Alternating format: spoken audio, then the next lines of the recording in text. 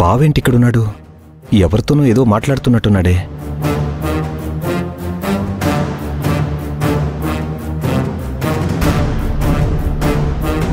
బావా? రాఘవా, సరే నేను మిమ్మల్ని మళ్ళీ కాంటాక్ట్ అవుతాను. అలాగే సార్, బాయ్. ఉంటాను సార్. ఏంటి బావా ఇక్కడేం చేస్తున్నావు? ఏం లేదు రాఘవా, ఒక ఫ్లాట్ తీసుకుందాం అనుకుంటున్నాను. దాని గురించే బ్రోకర్స్తో మాట్లాడుతున్నాను. దానికోసం ఒక 40-50 lakhs తక్కువ పడుతుంది. అదే కాకుండా తొందరలో శౌర్య పెళ్లి ఉంది కదా, పెళ్లి కోసం డబ్బు ఏమన్నా అవసరం పడుతుందేమోనని ఆగాను. దాని గురించే వాళ్ళు డీటెయిల్స్ చెప్తున్నారు. అది కాదు బావా, ఫ్లాట్ కోసం ఏదైనా డబ్బులు అవసరం ఉంటే నన్ను అడగొచ్చు కదా. ఊరుకో రాఘవా, ఇంట్లో ఆడపిల్ల పెళ్లి పెట్టుకుని నిన్ను డబ్బెలా అడగమంటావు? పెళ్ళంటే మామూలుగా ఉంటుంది అనుకుంటున్నావా? ఎన్ని ఖర్చులుంటాయి. నేను కూడా నా దగ్గరున్న డబ్బుతో ఫ్లాట్ కొనకుండా ఆగింది శౌర్య పెళ్లి ఉందనే. ఏదైనా డబ్బు అవసరం పడుతుందేమో, ఇప్పుడు ఫ్లాట్ కొనేస్తే అవసరానికి ఉండవు కదా అని ఆగాను. శౌర్య పెళ్లి తర్వాత ఏమన్నా ఉంటే చూడొచ్చు. అలాగే బావా, ఏదైనా అవసరం ఉంటే మాత్రం ఖచ్చితంగా అడుగు. సరే రాఘవా. ఇంటికే కదా? నాకు చిన్న పనుంది, అది చూసుకుని వెళ్ళిపోదాం. సరే.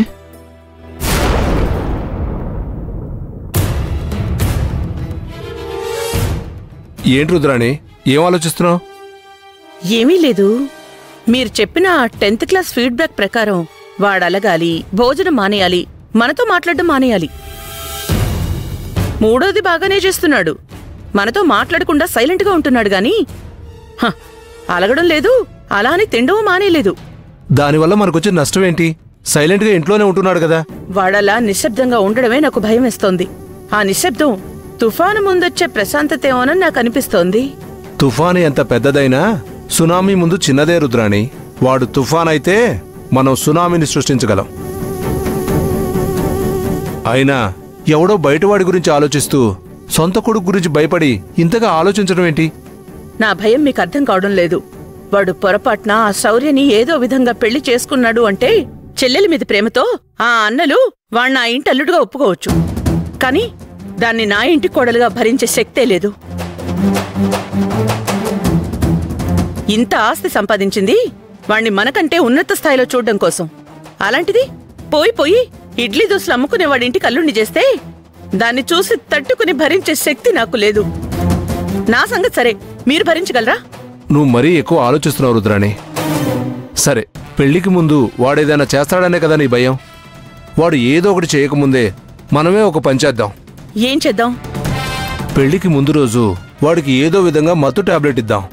ఆ మత్తులో ప్రశాంతంగా పడుకొని నిద్రపోతాడు వాడు నిద్రలేచేసరికి ఆ అమ్మాయి మ్యారేజ్ జరిగిపోయి ఉంటుంది. ఆ అమ్మాయి మ్యారేజ్ జరిగిన తర్వాత వాడు చేయగలిగింది ఏముంటుంది? మహా అంటే 4 రోజులు బాధపడతాడు. మనిషి సంతోషంగా ఉన్నప్పుడు దగ్గర అవడం కష్టమవుతుందేమో కానీ మనిషి బాధలో ఉన్నప్పుడు ఓదార్పు పేరుతో చాలా సులభంగా దగ్గర అవ్వచ్చు. వాడు ఆ విధంగా ఆ అమ్మాయి గురించి బాధపడుతుంటే మనం వాడికి దగ్గర అవుదాం, వాడికి నచ్చజేద్దాం. నిన్ను కాదని వాణ్ణి ఎవరినో పెళ్లి చేసుకున్న దాని గురించి నువ్వెందుకు ఆలోచిస్తున్నావు? అది నీ భవిష్యత్తు కాదు, మన స్థాయికి సరిపడే సంబంధం చూస్తాము. ఈ చిన్న విషయానికి నువ్వు ఇంతగా ఎందుకు దిగులు పడుతున్నావని నచ్చజేద్దాం. మీకది చిన్న విషయంలా కనిపిస్తుంది గాని అదే నా కొడుకు భవిష్యత్తు, మన జీవితంలో అది చాలా పెద్ద విషయం.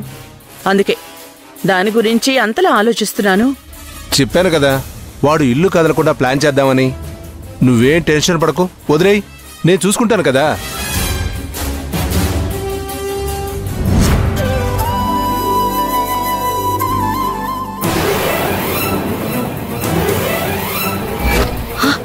అయ్యో నగలు! ఏమండి? అమ్మా మహాలక్ష్మి, భూమి, రాఘవా! అత్తయ్య, ఏమైంది అత్తయ్య? ఏమైందమ్మా? అదిగోమ్మా నగలేవే.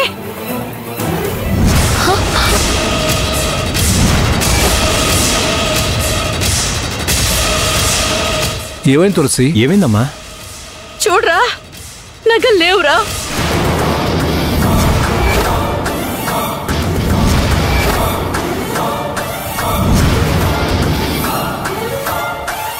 దేవుడి దగ్గర నగలు ఏమై ఉంటాయమ్మా?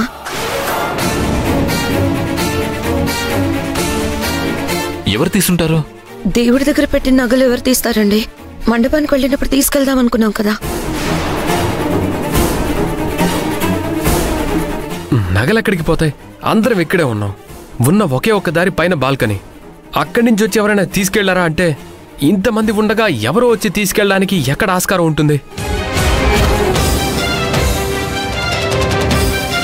వేసిన తలుపులు వేసినట్టే ఉన్నాయి.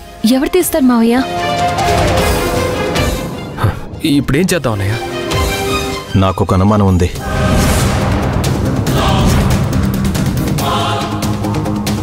ఏంటి రాఘవాది? చెప్తాను బావా. ముందు పోలీసులకు ఫోన్ చేయాలి. వాళ్ళు వస్తే దొంగ ఎవరో కూడా తెలిసిపోతుంది, నా అనుమానం కూడా తీరిపోతుంది.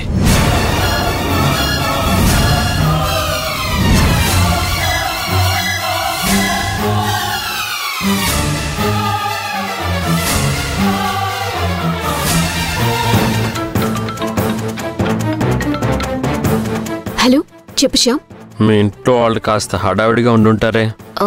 అవును, ఆ విషయం నీకెలా తెలుసు? కంగారుగా ఉన్న విషయమే కాదు, ఆ కంగారుకి కారణం కూడా నాకు తెలుసు. ఏం తెలుసు? దేవుడి గదిలో ఉండాల్సిన బంగారం కనిపించడం లేదు కదా. ఇక్కడ జరిగే విషయాలన్నీ నీకెలా తెలుస్తున్నాయి? బంగారం పోవడానికి కారణమే నేనైనప్పుడు నాకు తెలియకుండా ఇంకెవరికి తెలుస్తుంది? ఏంటి? ఆ బంగారం దొంగతనం చేయించింది నువ్వా? ఎందుకు? మా ఇంట్లో దొంగతనం చేయించాల్సిన అవసరం నీకేంటి? దొంగతనం చేయాల్సిన అవసరం నాకేముంటుంది చెప్పు? నీకోసమే చేయించాను. నాకోసమా? అవును. ఆ మహాలక్ష్మి వల్ల నీకు ఇబ్బందిగా ఉంది. ప్రతి విషయంలోనూ నీకు అడ్డుపడుతుంది. తన మాట ఇంట్లో వాళ్ళందరూ వింటున్నారు అని, తను ఒక మాట చెబితే నిన్ను ఇంట్లో ఉంచుతారు అని నాతో చెప్పి బాధపడ్డావు కదా, మర్చిపోయావా? బాధపడ్డాను, కానీ దానికి దీనికి సంబంధం ఏముంది? తను నిన్నింట్లో ఉంచేదేంటి? ఆ మహాలక్ష్మి ఇంట్లో లేకపోతే నీకు అడ్డు చెప్పేవారెవరూ ఉండరు కదా. అందుకే తనని ఇంట్లో నుంచి పంపించడానికి ప్లాన్ చేశాను. బంగారం పోతే తనింట్లో నుంచి ఎందుకు వెళ్తుంది? ఏం ప్లాన్ చేశావు శ్యామ్? నాకేం అర్థం కావట్లేదు. ఒకళ్ళని కొట్టాలన్నప్పుడు వాళ్ళ బలహీనత మీద కొట్టాలి, లేదా వాళ్ళ బలం మీద కొట్టాలి. నువ్వు చెప్పిన దాన్ని బట్టి ఆ మహాలక్ష్మిని ఎవ్వరూ ఏమీ అనరు. అందుకే బంగారం దొంగతనం చేయించాను. ఇప్పుడు ఆ దొంగతనం శంకరం మీద పడుతుంది. తను దొంగతనం చేశాడని తెలిసేసరికి ఆ ఎమోషన్లో నలుగురు 4 మాటలు అనేస్తారు. భర్తను ఏమైనా అంటే తట్టుకోలేకపోవడం భారతీయ స్త్రీ లక్షణం.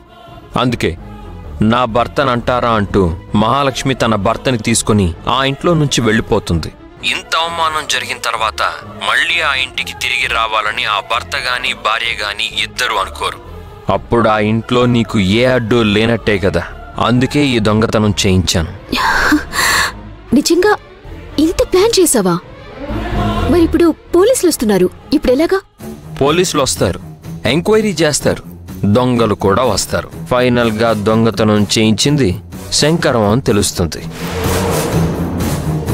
ఆ తర్వాత ఇంట్లో నుంచి వాళ్ళిద్దరూ బయటికి వెళ్ళిపోతారు. ఇది జరగబోయే కథ. ముందే చెప్తే టెన్షన్ పడకుండా ఉంటావు కదా అని ఫోన్ చేశాను. నువ్వు సినిమా చూసినట్టు షో అంతా అలా చూస్తూ ఉండు, అంతే చాలు. ఉంటాను, బాయ్.